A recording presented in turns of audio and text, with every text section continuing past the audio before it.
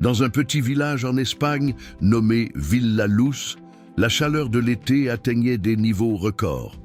Les habitants, déjà habitués à la chaleur, étaient pris de court par une vague de chaleur extrême qui balayait la région.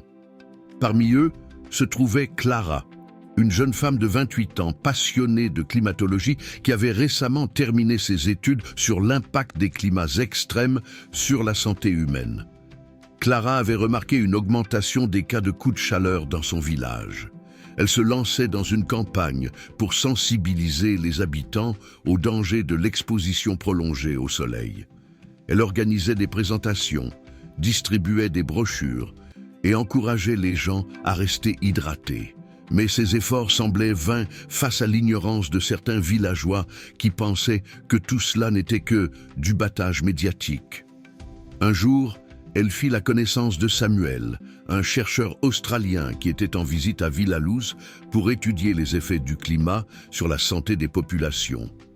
Samuel était un homme de 35 ans, avec une peau naturellement bronzée, héritage de ses ancêtres aborigènes qui possédaient une forte concentration de mélanine, un pigment qui les protégeait efficacement des rayons UV.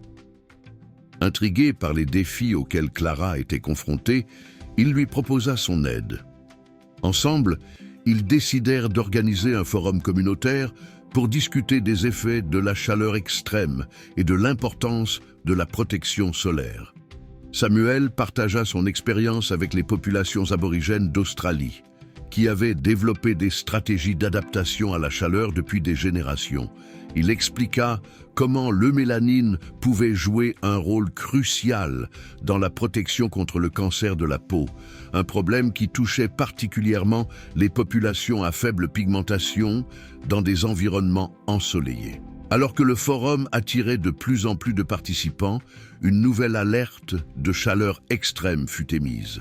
Les températures atteignaient des niveaux alarmants et les cas d'insolation commençaient à augmenter. Clara et Samuel prirent la décision de mettre en place une journée de sensibilisation à la chaleur, où des activités seraient organisées pour inciter les villageois à rester à l'ombre, à se hydrater et à porter des vêtements protecteurs. Le jour de l'événement, l'enthousiasme était palpable. Les enfants jouaient à l'ombre des arbres, pendant que des stands d'information étaient installés. Cependant, l'inquiétude grandit lorsque des signes de fatigue apparurent chez plusieurs participants. Clara et Samuel réalisèrent qu'il était crucial d'agir rapidement.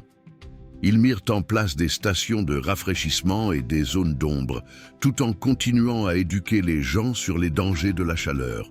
Grâce à leurs efforts, ils parvinrent à prévenir des cas graves d'insolation et à sensibiliser la population sur l'importance de la protection solaire. À la fin de la journée, Clara et Samuel réalisèrent qu'ils avaient non seulement sauvé des vies, mais qu'ils avaient également créé un lien fort entre les habitants de Vilaluz. La population commença à comprendre l'importance de l'eumélanine et de l'adaptation à des climats extrêmes. Clara, inspirée par cette expérience, décida d'écrire un livre sur les effets de la chaleur et des stratégies d'adaptation, fusionnant les savoirs ancestraux des aborigènes australiens et les réalités contemporaines de son village. Samuel, quant à lui, retourna en Australie avec des idées nouvelles pour ses recherches, convaincu que la collaboration entre les cultures pouvait mener à des solutions innovantes face aux défis climatiques. Ainsi, grâce à leur détermination et à leur volonté de partager des connaissances, Clara et Samuel avaient non seulement sensibilisé un village entier, mais avaient aussi semé les graines d'une nouvelle compréhension entre différentes cultures face aux défis climatiques.